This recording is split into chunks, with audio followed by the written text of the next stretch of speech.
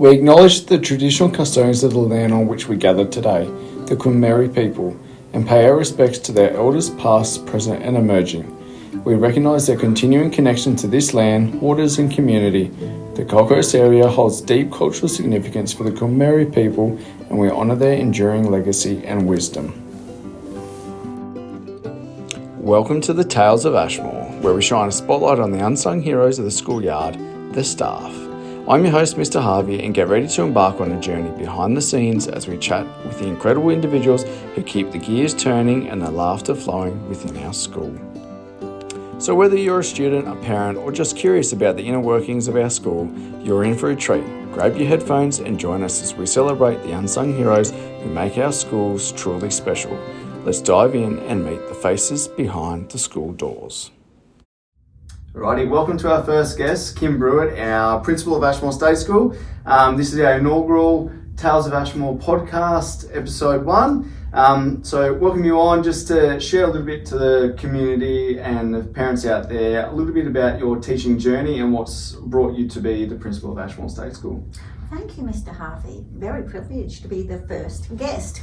So what's brought me to Ashmore? I've been a principal many schools over Queensland and I've worked interstate. My family, my mum lives nearby, so it was good to gain a position near her.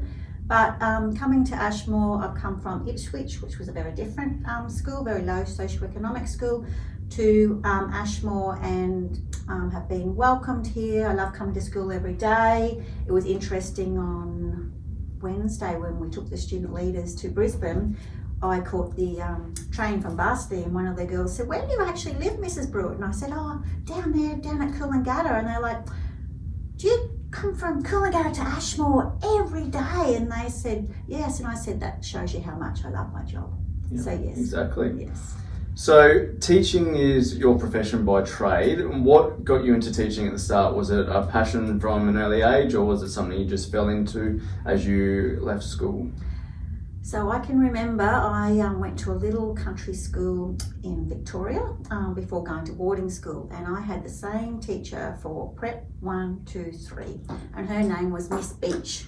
And Miss Beach had her birthday the day before mine. And Miss Beach actually got married, so she became Mrs. Loney. So I had the same teacher for 4 years. And then even at high school, a group of friends, we would go and visit Mrs. Loney years and years later. So I think she was an inspiration. I looked up to her as a role model.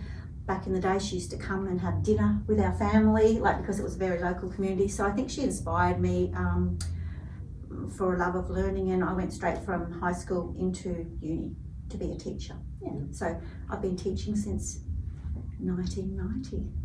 Oh, yes. The year I was born. Thank you very much, Mr. Harvey.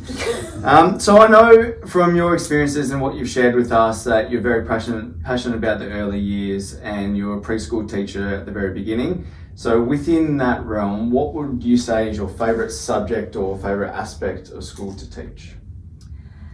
Outdoor learning. So incorporating nature with learning. So I've got 3 boys, and a lot of their learning at home was through active engagement, through play. So learning through play. So whether it be maths, science, literature, taking that outside and exploring nature alongside learning. So creating a welcoming workspace and community within the school, what do you think you bring to the table that promotes that for our families? I think as a leader, I'm visible. So you'll always see me out and about in classes, or out and about doing playground duties, or out at the front gate, or just letting students and teachers know that I'm here and I'm walking alongside them with their learning journey. So I love to know what's going on in the classroom. I love to be invited into the classroom to work alongside kids, but as a leader, being visible, that is something that I highly value. Yeah. And it's awesome when you get around and you speak to the students, and it's not necessarily about the learning. Sometimes they're sharing stories about what they did on the weekend, or just funny stories with you. That really shows that sense of community around the school, where the kids are comfortable to share anything with anyone that they see. Yeah. Now, talking a little bit about you as a person, I know you've got a little labour of love with your little farm that you've got with your husband. outside of that, is there any hobbies that you like to do to unwind or just to reset and relax outside of school? Well, as I said before, I'm fortunate to live at Coolangatta across the road from Snapper Rock. So if I get home early enough and it's still light, or this morning before school at 4:30, I went for a big walk along the beach. So take my shoes off and just feel the sand. And I think it's that connection with nature. Yeah. And I also love Pilates. That's my newfound hobby. Newfound hobby? Yes. Pilates isn't really for me. It's a little bit too much strength and control, and I'll get way too sore afterwards. So I think it'd be good for you, Mr. Harvey. yes, probably in my older age. Yeah. All right. So we all love to have a laugh, and sometimes at our own expense or at others. So is there a story that you can share, a funny story that involves you around the school or just in life in general? Well, in a previous position, I was an advisor for physical impairment. So part of my job was to travel with physiotherapists and occupational therapists to ensure that schools are accessible. So we had this young man enroll at Mackay State High School in grade 9, and he was amputee here and here from meningococcal disease as a young man. So we needed to make sure that the bathroom was accessible. So alongside infrastructure, we installed self-opening doors and a bidet in the toilet. So Mrs. Brewitt and the occupational therapist and the physiotherapist went just to make sure that the bidet was working.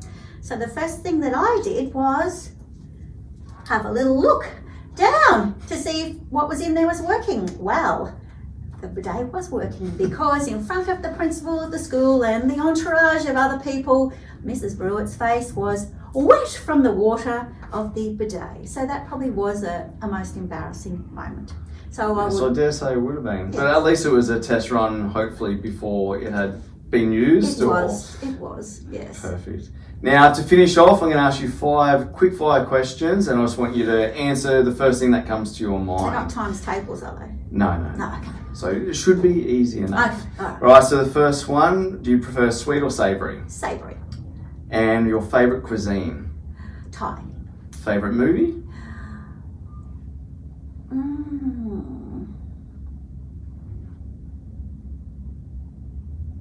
Too many. My husband would say Red Dog. Red Dog. Interesting. Favourite holiday destination? Anywhere on the beach. And if you could be anywhere in the world, where would it be? Here at Ashmore, chatting with you, Mr. Harvey. Oh, that is great to hear. Now, I did say last one, but this is a predicament that I'm going to ask each person that comes on the episode, and you don't have to justify why, but just answer it as you feel if you're in that position. So would you rather be dumped in the middle of the ocean or not the deserts? The desert, because I can't swim. Fair enough. Thank you, Mrs. Brewitt. Thank you very much, Mr. Harvey. For being our inaugural guest on the Tales of Ashmore. We look forward to welcoming more and more staff onto it as the weeks go on.